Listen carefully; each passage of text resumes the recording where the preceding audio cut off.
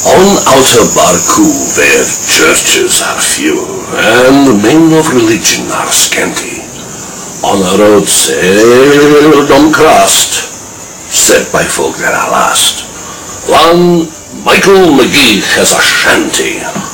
Now Mike, he's a dad of a 10-year-old lad, plump, healthy, and stoutly conditioned, strong like the best.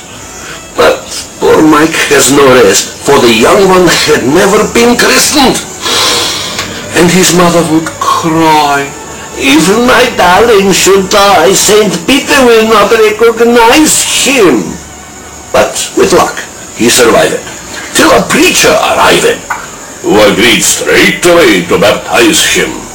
Now, this artful young rogue, while they held a collogue, with his ear to the keyhole was listening.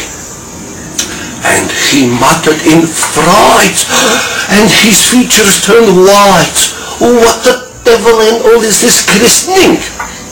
He was none of your dolts. He had seen them brand colts, and it seemed to his small understanding, if the man in the frock made him one of the flock, it must mean something very like branding. So away with a rush, he went off to the bush, while the tears in his eyelids they glistened. "'Tis outrageous," said he, "to brand youngsters like me. I'd be dashed if I stopped to be christened." Like a young native dog, he ran into a log, and his father, with language uncivil, never heeding the priest, cried aloud in his haste, "Come out and be christened, you little bugger!" But he lay there, snug like a bug in a rug, and his parents in vain might reprove him, till his reverence spoke. He was fond of a joke. I have notion," says he, "that could move him. Poke a stick up the log, give the skull beam a prod. Poke him easy, don't hurt him or maim him. It's not long he will stand. I have water in hand as he rushes out the sand. I'll name him. Oh, here he comes. And for shame, I've forgotten the name. Is it Sasha or Ivan or Volkov?" Here the youngster ran out, and the priest gave a shout, "Take your chance anyhow with my vodka." As the howling young cub ran away to the scrub, where he knew that pursuit would be risky, the priest, as he fled, flung a flask at his head that was labeled Smirnov Vodka. Now, Smirnov McGee has been made a JP, and the one thing he hates more than sin is to be asked by the folk who have heard of the joke of just how he was christened Smirnov.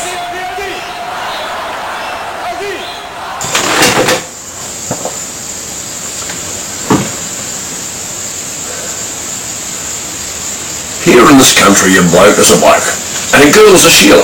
Fair income, no joke. And there's one more thing, and I'm telling you straight. I'm an Australian, so just call me mate.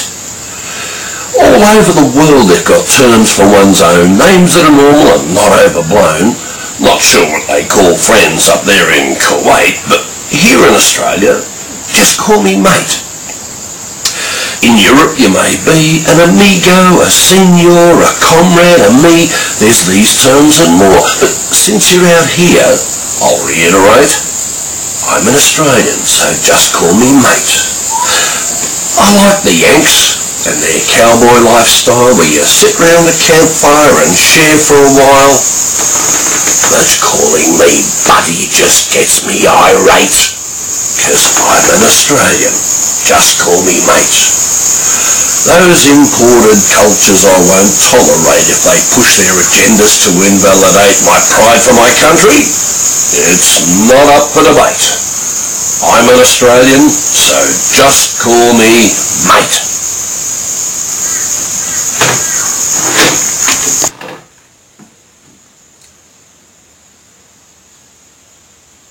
I'm in a flamin' stickle, 'cause our culture's in a pickle. Now what started as a trickle are now imports by the ton.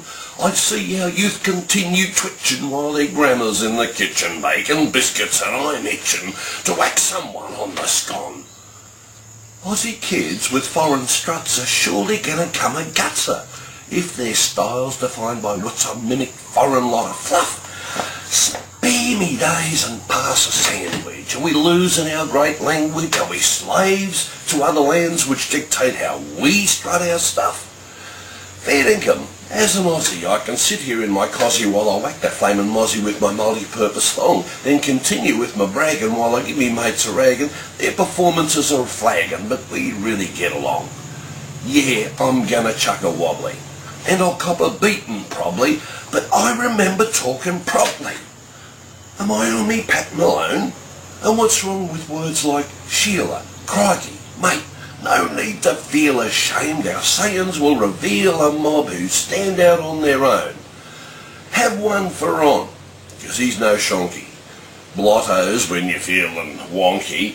Oh, don't say ass, 'cause there's no donkey. And don't put the bite on for alone. We got names for blokes like Bazza, Dazza, Tomo, Jono, Chook and Gazza. Sheila's too with Kazza, Shazza, Shirls and Lizzie, Mel and Joan. I love our words. Yeah, I'm picky. Beauty bottler, chuck a sickie. For beer or fishing, grab a tinny. Words and sayings for the books. Stubbies, drunk or worn. And Rego, Furphy, Yakka, Yonkson, Yobbo. Curse each time you use the servo. And don't forget to feed the chooks. Now all those words are just a sample of our language, rich and ample. How can we let others trample on our culture with delight? Oh, one more thing before I cark it, or they tell me where to park it.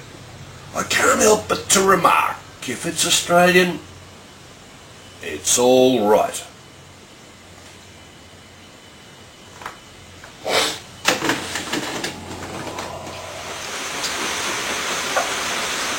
Here is the weather forecast for Queensland. I've just been up the mango tree and it's pissing down with rain. That's the end of the weather forecast.